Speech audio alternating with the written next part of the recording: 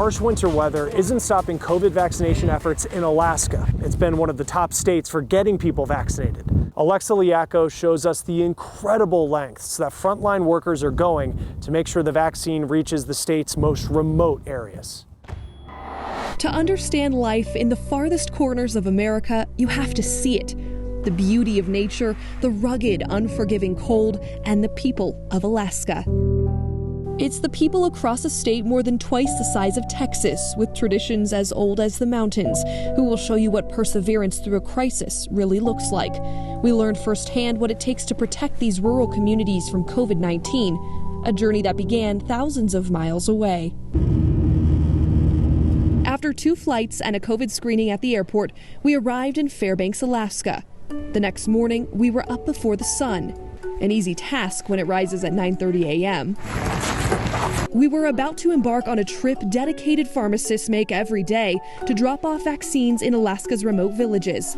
But not before one more COVID-19 test. Up to about right there, twirl it to the other side. Oh gosh, I've never done this on myself. Once we were cleared for travel, we headed to the pharmacy to meet Dan Nelson. So first thing is just come in, get all the vaccines prepared. Each morning, he begins loading up needles, syringes, and coolers of the vaccine. We transport some of it frozen and some of it thawed. Every trip to each village is different.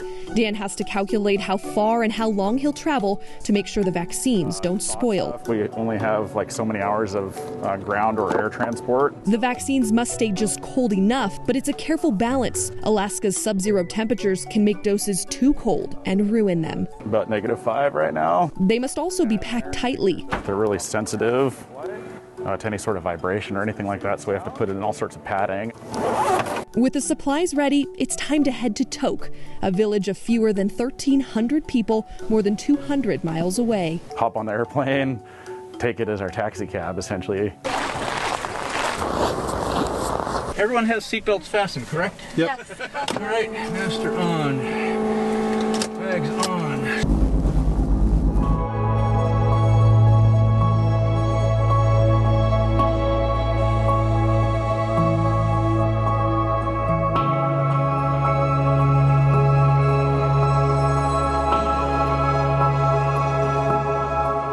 After a 1-hour flight, we landed in Tok. There's one, and there's number 2. We arrived to the clinic with moments to spare before patients started checking in. Hi, here for your COVID shot. That's when Dan handed off the prized cargo to the team. Did you have any problems for the last dose? It takes hours of work all to deliver just 100 doses. But it's work this pharmacist says We're really proud of. I think a little bit over 5,000, about 5,500 doses probably by the end of the day today that we will have administered. About half of those are out in our rural areas. And we had a ski plane that delivered literally it's landing out on a frozen lake on the ice. The Tanana Chiefs Conference, a group representing dozens of tribes in Alaska's interior, have even gone by snowmobile and dog sled to deliver vaccines. It's an effort that's helping protect indigenous tribes who have been hit hard by this virus. You want it in the left arm? Left arm, yes. The Alaska Native American Indian populations have been disproportionately affected by COVID. And the problem is when someone gets sick out here in the middle of nowhere, it's not like you just go down to the urgent care clinic or to the emergency room. It's a $20,000 medevac. For tribal leader Herbert Demet, he's watched friends and family pass away without a chance to receive life-saving care. I've lost elders that I looked up to, and it's like you lose somebody in a different community, and it affects us all. For many Native Alaskan tribes, the virus has taken loved ones and tradition away all at once. We deal with death in a certain way, and we were not able to deal with it like we usually do. Daisy Northway dealt with the loss of a child in the midst of the pandemic. I couldn't even see my son, and he didn't even have COVID. I couldn't go to the hospital. He was gone before I was able to say my last goodbyes. And when she wanted to lean on her tribal ways the most, she was deprived of her community. The practice that helps us to renew our spirits, we were no longer able to do that. That's why these two and so many others rushed to this clinic to get their vaccine, some driving more than 100 miles from surrounding villages. You okay? Mm-hmm. I do feel a sense of relief. Alaska has vaccinated the highest percentage of its population of any state.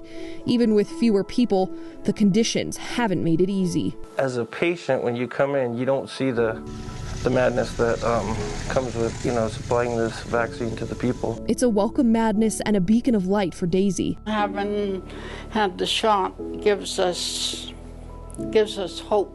A gift Dan says his team will do anything to give. Just to fly 100 doses, we had to get an airplane, so it's got to cost a lot of money, right? Thousands of dollars, yeah, upwards of $8,000. But we're glad to be getting people healthy and getting on the other end of this pandemic that we've all been so looking forward to. It was a happiness we could feel radiating through this isolated snowy village and all who call it home. Here is an opportunity that was given to us to allow us life. A chance they never knew would come from a fragile bottle carried hundreds of miles to help them, one holding the strength to end this community's deep sorrow. For The Race, I'm Alexa Liacko. The bouncers in our bodies helping us build immunity to COVID-19. Next on The Race.